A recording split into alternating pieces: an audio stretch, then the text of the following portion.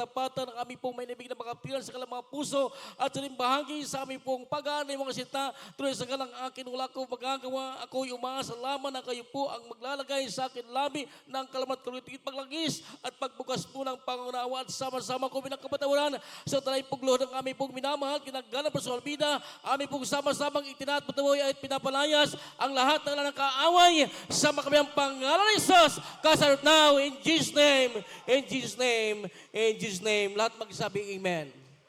Lahat magsabi praise the Lord. Palapakan po natin ang ating mahal na Panginoon at tayo po ay makabalik sa ating po mga upuan. At bago po tayo magpatuloy mga minamahal, ako po ay nagpapaabot ng pinakamataas na pagpupuri, paglulahati, pagdakila, pagpaparangal, pagsamba, pagpapasalamat, lahat ng kapangyarihan ay nauko lamang sa ating mahal na Pastor Kristo.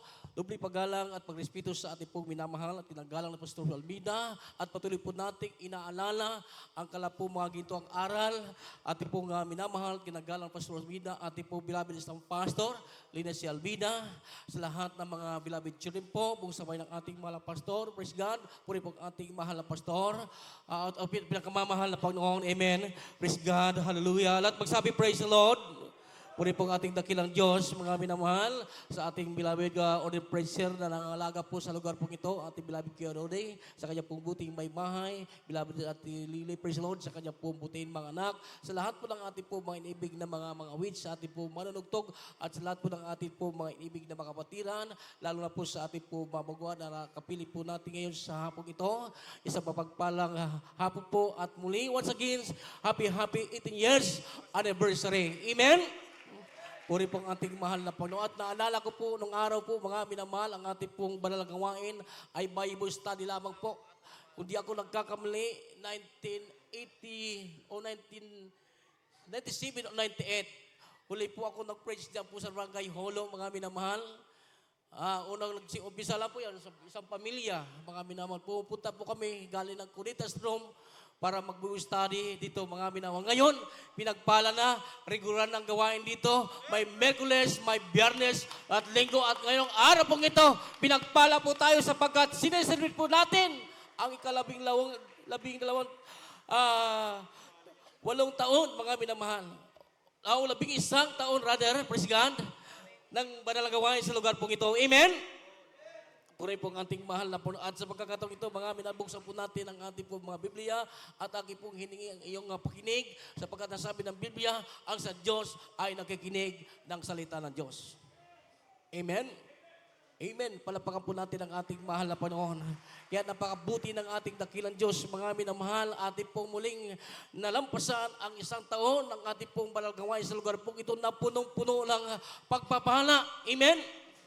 At kadakilan at kabutihan at katapatan ng ating pinakamamahal na Panginoon na hindi po tayo pinamayaan sa loob ng 1 taon. Mga nandiyan ang proteksyon, nandiyan ang pagpapala ng ating pinakamamahal na Panginoon. Everybody sing amen. Sapagkat sabi po ng Biblia, mga minamahal, praise the Lord, tayo po na mga, sabi po ng banal kusulan, hallelujah, praise the Lord, binigyan po tayo ng pastor na galing mismo sa puso ng ating mahal na Panginoon. Amen? Sabi ng banal, kung basahin po natin, praise the Lord, aklat po ng Jeremias, kabanata pong 3, talatang 15, puri pong ating pong dakilang Diyos. Kali po pakibasa po sa ating pong Bible reader po, ating pong lagi napapakinggan. Ngunit ating pong basahin, mga minamahal, at ating pong unawain kung ano pong sinasabi ng banal na kasulatan. Praise the Lord, puri pong ating dakilang Diyos. So, dito po sa aklat ni Propeta Jeremias, Kapitulo 3, ang talata po ay sa 15. Ay ganito po ang nakasaad. Amen. At bibigyan ko kayo ng mga pastor ayon sa aking kalooban, nakakandili sa inyo ng kalaman at unawa. Amen. Amen. And I will give you pastors according to my heart, which shall feed you knowledge with understanding. Amen. Ang Diyos ang magbibigay sa atin ng pastor na galing sa puso ng ating mahal na Panginoon to feed us, sabi nito, knowledge and understanding. Amen? Kaalaman at unawa kailangan, mga minamahal, hallelujah, ang magpapakain sa atin ng salita ng Diyos. Sabi ng Biblia, na magbubukas sa atin ng kaunawaan sapagkat pag hindi po natin naunawaan ang salita ng ating mahal na Panginoon, hindi po natin masusunod ang kalooban ng ating pinakamamahal na Panginoon. Kaya napakapalad po natin, amen? Sapagkat ang pastor na ibinigay sa atin ng Diyos ay galing mismo sa puso ng ating mahal sapagkat ang sabi ng Biblia, the heart of God or the heart of a pastor is the heart of God. Amen? Amen. Kaya pinagpala po tayo. Binago ang ating buhay. Pinagaling ang ating karamdaman.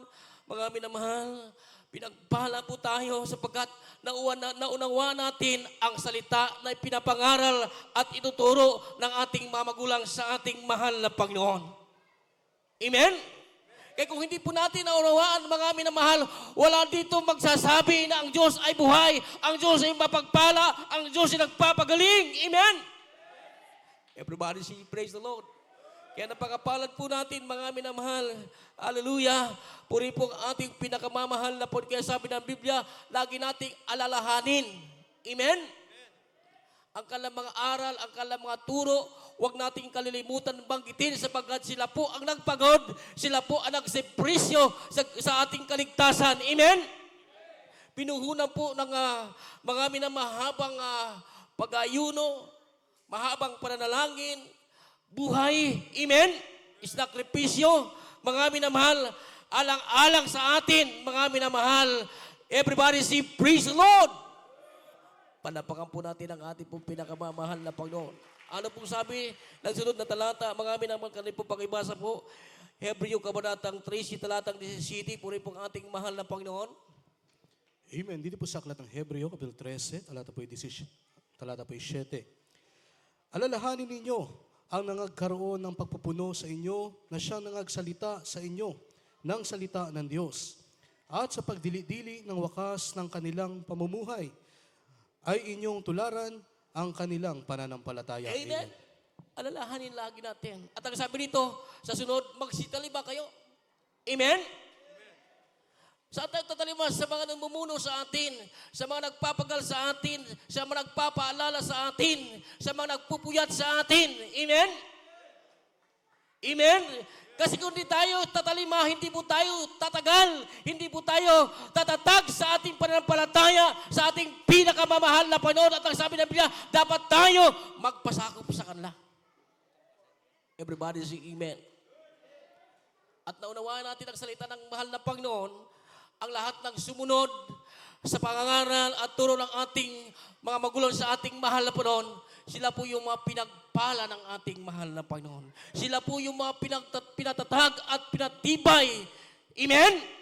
Ang kanilang paglilingkod sa ating pinakamamahal na Panginoon, na bagamat ang mga anak ng Diyos, ang sabi ng Biblia, ay daranas sa mga iba't ibang uri ng pagsubok sa ating paglilingkod sa Diyos. Subalit, ang sabi ng Biblia, pag dumaranas ka ng pagsubok, hindi ka pababayaan ng ating pinakamamahal na Panginoon. Everybody say amen. Dahil bago natin makamtan ang pagpapala at bago po natin makamtan ang langit, sabi ng Biblia, sabi ng Banal na Kasulatan na inaaralan ng mga alagad ang mga kaluluwa na magsipanatili sa pananampalataya sapagkat sa maraming kapigatian, kinakailangan maranasan po natin ang bagay nito bago po natin, mga minamahal, makamtan ang pangako at ang langit na sinapangako ng ating pinakamamahal na Panginoon. Amen? So, itong ating panalangaway sa lugar pong ito, 18 years, amen?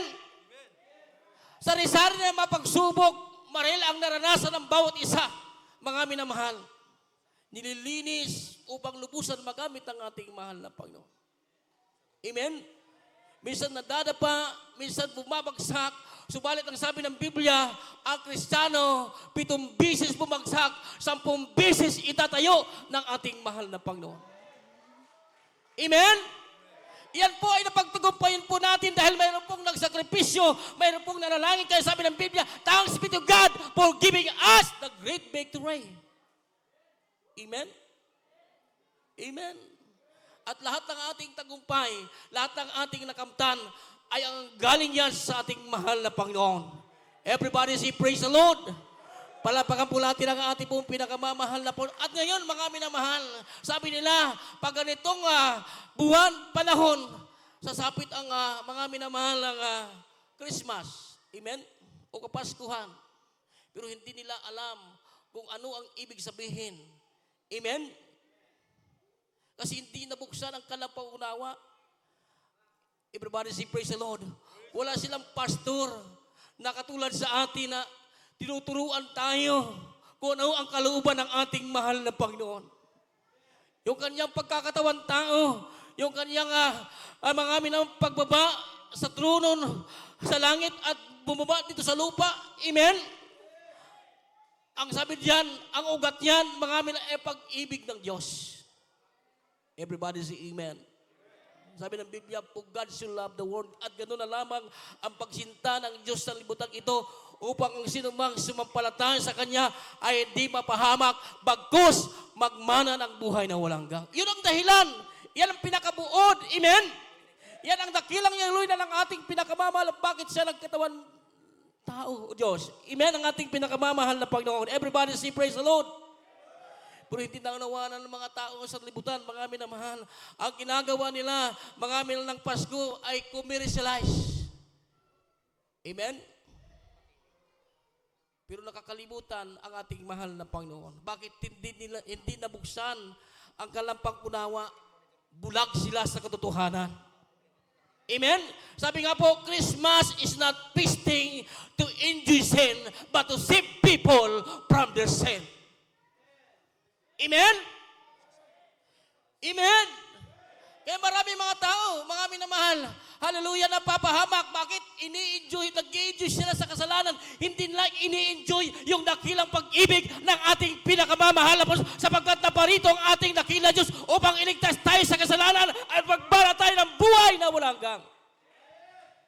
To save, sabi nito, mga minamahal, to save to His people from their sin. Amen? Ngayon mga tao, mga nag-i-enjoy sila sa kasalanan. Hindi nila ini-enjoy, mga minamahal, yung dakilang pagliligtas ng ating mahal na Panginoon. Kaya napakapalad po natin sapagkat binuksan ng Diyos ang ating paunahan sapagkat mayroon tayong totoong pastor. Amen? Na galing mismo sa puso ng Diyos upang tayo makasunod sa kalooban ng ating pinakamamahal na Panginoon. Everybody say praise the Lord. Sabi rito, mga minamahal, sabi rito, praise the Lord, and He shall bring forth His Son, and thou shall call His name Jesus, for He shall save His people from their sins. Amen? Yun ngayon ang ating sinisiblet. Bagamat walang sinabi na buwan taon, ang kapanganakan ng ating ang mahalaga, importante, mayroon pong mga minamahal Diyos na umibig sa atin, nagkatawan tao upang tayo iligtas. At ang sabing lahat ng sasampalataya sa Kanya ay hindi mapahamak, bagkus magkaroon ng buhay na walang hanggan. Yun ang regalo ngayon. Amen?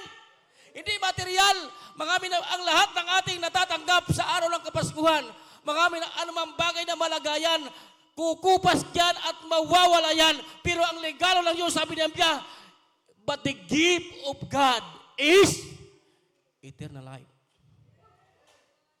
Amen? Kaya sa aming ating mga buwan nandito, pinagpala po kayo.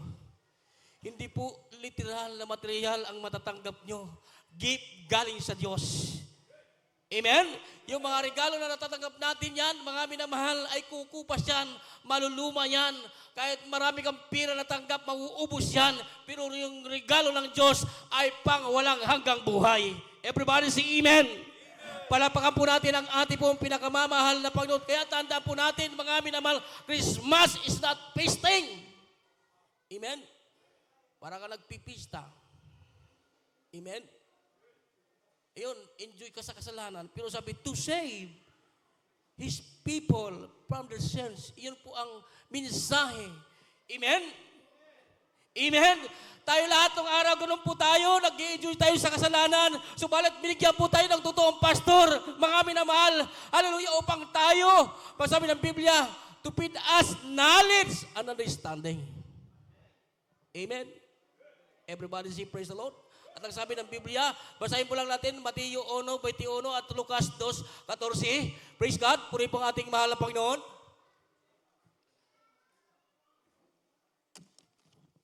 Ito po sa aklat ng Mateo, Kapitulo 1, ang talata po ay sa 21. At ganito po ang nakasaad. At siya'y mga anak na isang lalaki, at ang pangalan ay tatawag mo sa kanya Jesus, sapagkat ililigtas niya ang kanyang bayan sa kanilang mga kasalanan. Amen. Yun ang mensahe, yun ang layunin ng ating mahal to save us. Amen. Amen. Kaya tayo na anak ng Diyos, hindi pa na tayo, sabi ng Biblia, hindi na tayo babalik sa kasalanan. Mga tinigtas mo tayo ng ating mahal na Panginoon. Everybody say praise the Lord. Hallelujah. Puri po ang ating mahal. At anong sabi ito sa Lucas 2:14? Kani po pag-ibasa, puri po ang ating mahal na Panginoon. Amen. Dito po sa aklat ng Lucas, Kapitulo 2, ang talata po ay 14. Luwalhati sa Diyos sa kataas-taasan at sa lupa'y kapayapaan sa mga taong kinalulugdan niya. Amen. Magkakaroon ka ng peace of mind, peace of the heart. Galing saan? Galing sa mahal na Panginoon. Everybody say amen. Pag mayroon kang kapayapaan, ibig sabihin nalugod sa iyong mahal na Panginoon. Noong araw, napakarami natin ng problema. Amen? Dinadaganan tayo ng problema, sakit, karamdaman, kawalan, kahirapan. Subalit ngayon, sabi ng Biblia, peace. Amen? Glory to God in the highest and on earth, peace God will toward men. Amen? Everybody say praise the Lord. Luwalhati sa Diyos sa kataas-taasan. Sa lupa, sabi dito, mga minamahal, kapayapaan. Kanino? Ipagkakalob ng Diyos ang kapayapaan sa mga taong kinalulugdan niya.